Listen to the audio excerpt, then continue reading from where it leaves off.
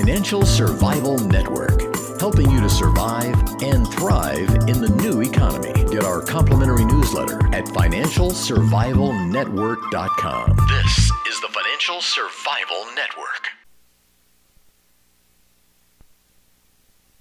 You are listening to the financialsurvivalnetwork.com. I'm Kerry Lutz on 1590 WPSL. If you're like me, you probably wondered, is there life after life? Can people who've gone to the other side communicate? And one day, will you be able to communicate from the other side? With me is Joseph Higgins. He's spent his life studying these very issues. He's written numerous books about it. Somebody you should listen to. Joe, welcome to the Financial Survival Network. Well, thank you for having me on. And what makes you believe that there's really something on the other side, that there is life after life? Well, I've had the ability since I was a young kid to sense when something was around, and it was just a natural thing. It's like when someone feels like someone's standing behind you. That's like a natural instinct we all have. Mine just happened to be a little bit more acute. And so then as I grew up, I got into it a little bit more and did some more research and information and stuff, and then realized that I actually had the ability to start to communicate with the other side. And then after more working with more people and contacting more loved ones, it just got to the point where it's like, this is really something very fantastic. So I just had to keep pursuing it, making my life's work. Mm-hmm. And so, how old were you when you discovered this latent talent? I was probably 9 years old when it first started, and I think when I was later in my teens, my father had passed away when I was young, and later in my teens, he used to come. I could feel when he was around, because there used to be cigar smell around when my dad, his presence was around. Because he used to love to smoke cigars. And I still smell that when he comes around. And obviously, there's no one in the house that smokes, and that's pretty distinct, strong smell. So I know when Dad's around, it's all right, Dad. Actually, when I was writing my first or second book, he was around, and I was working on the computer, and he came through so strong. I was like, all right, Dad, you got to pull back. You're choking me here with the cigar smell, and I have to. I got work to get done here. So things like that built up all through, my adolescence and into adulthood, just added to all this belief that there's definitely something going on the other side. Right, and I'm sure a lot of people don't accept this, and they think you're a scammer or you're putting people on. So, how do you deal with people, the skeptics? Well, through my research, I've realized about getting signs, like in my first book, Hello Anyone Home. Over 20 million Americans have gotten some type of signs they believe from a deceased loved one. So maybe like 30 years ago, no one really talked about it, but a lot of people talk about it right now because they've had these experiences in their families. And actually, the second chapter in the first book was written for a friend of mine who lost her husband, and she thought she was going crazy because she was getting all these signs until she started talking to other widows, and they had received some signs, and they realized it wasn't a coincidence. So I think the old statements of like, oh, that can't be true, or you're making it up, or something like that, they really don't stand up anymore, especially when you start looking into the scientific studies they've done on near-death experiences and out-of-body experiences and things that have happened in emergency rooms and things like that. Science is really starting to come around with a little bit more evidence that it's not, it's just not stuff that's made up. I've read a lot of books on near-death experience. Dr. Ray Moody, he was kind of the originator of it, the modern originator. And a lot of doctors say, oh, it's just a chemical process that comes about, that really you're not dead, you're not clinically dead, you're just, your brain is there's nerves firing. Even though you're clinically dead, your brain is still functioning. What do you say to those people? Well, I think there's been a lot of studies on near-death in the last 15 years that has come out, and they've actually had people that were blind, that actually, and children, that passed over and witnessed their bodies and what was going on in the emergency room, and then came back and explained what they saw from outside their bodies in great details. And so these children had been blind since birth. So I think, the chemical reaction thing, to me, is kind of like, it might affect certain people, but I think I can't see it using a wide brush on everything. To me, that's a little bit of a cop-out, saying, oh, that's just what it is, just because they don't understand it. I always have a saying to people that don't believe. I said, listen, science always comes in second place, because they're always, discovering things that are already there. We didn't know about planets 100 years ago. We thought it was just the ones in our solar system. And over the last 10 years, we found 700 of them. We didn't know about microwaves or X-rays, a couple hundred years ago, and now we know far more than that. They were always there. It's just that science hadn't discovered them yet. So there's a lot of things out there, and when you start looking at consciousness, the science of consciousness, and quantum physics, and things like that, it really just opens up to so many different possibilities that, a lot of the old excuses, you just, don't hold water anymore. Yeah, I'm kind of inclined to agree with you. I mentioned I had my own experiences, but now you're working with vets, and that's a totally different case than just the population at large, isn't it? Yeah, it's more specific, and I wanted to do something for veterans last summer when I had read that a few had been killed in Afghanistan, and it was like on the second page of the news. And I said, people don't even realize this stuff's going on. The public has put it on the back burner, and I wanted to do something to bring it back up and try to help these guys. And I thought the best thing I could do is what I do best, and that's channeling information, contacting loved ones. So I said, hey, how about if I can bring some vets who've already gone through those experiences through and try to help some of the vets that are coming home now having problems acclimating back into society. I said maybe we'd be able to help them. And I thought that'd be a lot better than sending food packages or something, because I think there's a real need to help a lot of the vets. Yeah, they really are in bad shape, a lot of them. And you found that there's actually treatments that you've gotten from the other side to help them deal with their post-traumatic stress. What types of treatments have you uncovered? Well, they give a lot of statements in the book, and we do a quick thing in the back with them itemized, and just some stuff like, sometimes one of the chapters is some people think I'm the hero, sometimes I think I'm just crazy. And they'll just give some statements about, just being involved in the conflict, you've shown courage. And what they want to do is they just want to give their perspective to the soldier here who has a limited perspective. Like a lot of people don't realize, how can that happen? How can I view that? How can I kill someone? But the soldier on the other side that's already been through it, he can see it from a bigger perspective.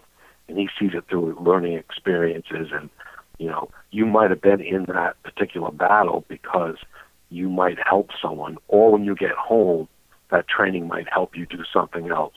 And that you just don't know that now. But when you get to the other side, you do.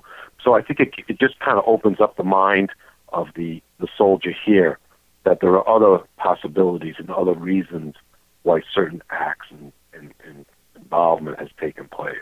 So that helps deal with their guilt, doesn't it? Oh, huge on guilt. A lot of soldiers are like, am I going to go to hell for killing people? And, for the things I've done.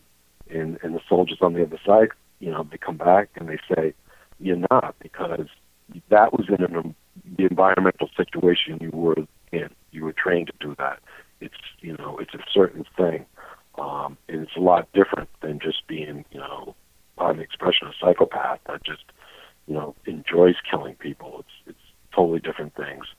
So it really focuses a lot on guilt. That's a huge thing. They do not want these soldiers self-judging themselves. They say that they do not have the right perspective. I think there's a great quote in there. It says, don't judge yourself. You're not qualified. And I thought that was right to the point.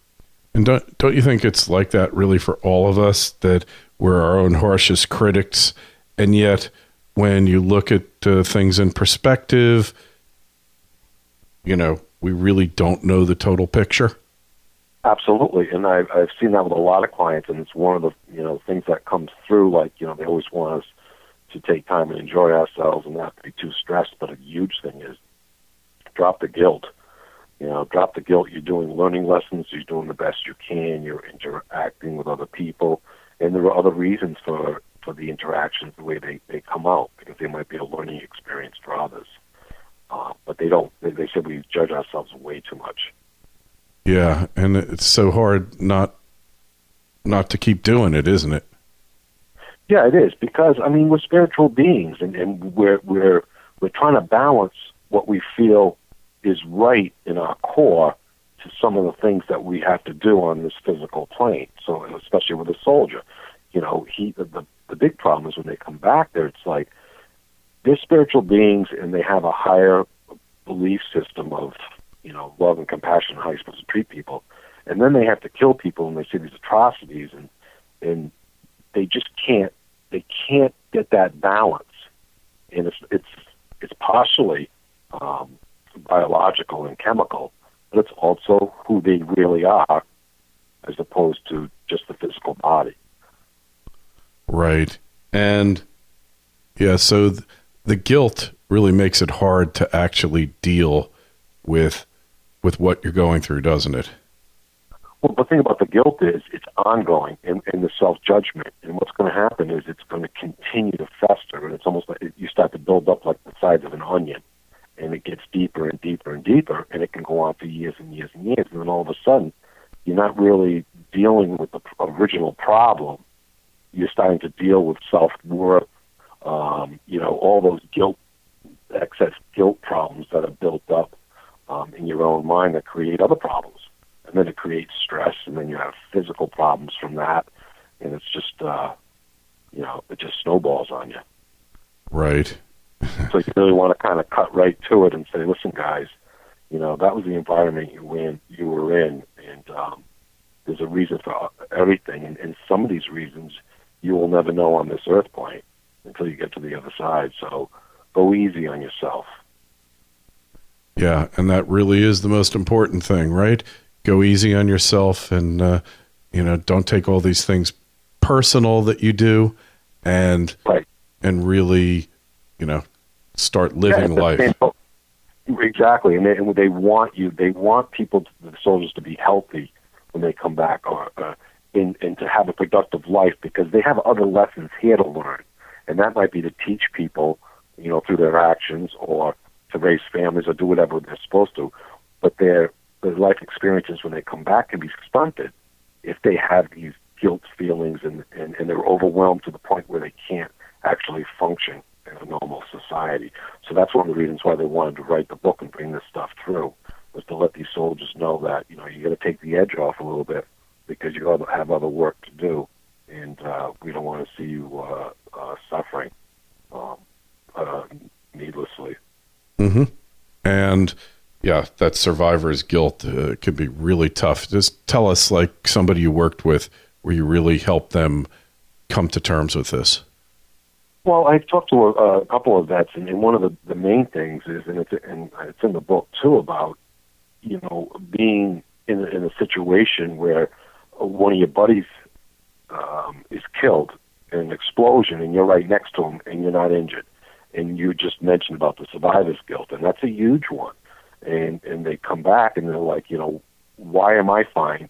And he's dead, and he's got 3 kids, and I'm not even married yet. And they just ponder that, and they go over and over it. And but that's on the other side that says there's a lot of reasons. Some soldiers are meant to die, in battle. I mean, it's a fact, and there are learning experiences for those that witness it and have to deal with it on many different levels. So that's one of the perspective things that it's hard for us to understand, but they can see it on the other side. And then there's other reasons that soldier wasn't harmed, because he has things to do when he comes back to the civilian life. So they have to understand that there's a bigger picture out there, and I think that's a huge thing, even for for non-veterans, regular civilians. There's a bigger picture out there, and there's a reason for certain things. And when we tap into it through, getting a sign of a loved one or through mediumship or something like that, we get little glimpses of what's happening on the other side. But by using those glimpses, this is what I love to do. I try to put the pieces of puzzles together so we can get a little bit more, and it really is a bigger picture to all our lives, all our existence.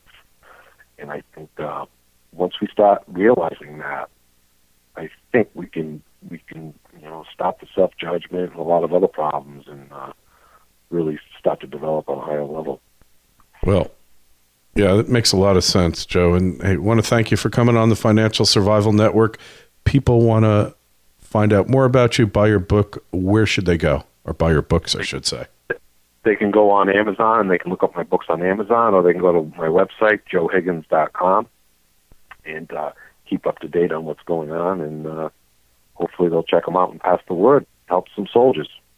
Yeah. Hey, and the best way to help yourself, if you're suffering, is to help somebody else. That really never fails to elevate your level of consciousness and your level of self-awareness and satisfaction. So keep that in mind. And joehiggins.com. You can always find out more at financialsurvivalnetwork.com. We got hundreds of interviews there, so you really need to check it out. Joe, I want to thank you again for coming on. It's been really great to talk with you. Well, thank you so much for letting me come on and talk to you guys. Pleasure. Be well, and good luck on the book. Thank you. Remember, go to our sponsor's site, audiblepodcast.com/Lutz. They've got over 100,000 audiobook titles. All the latest books, generally, you're going to find there. It's such a great thing. When you have a long car ride or you're working out at the gym, whatever, it's something that you'll really enjoy. I do. audiblepodcast.com/Lutz.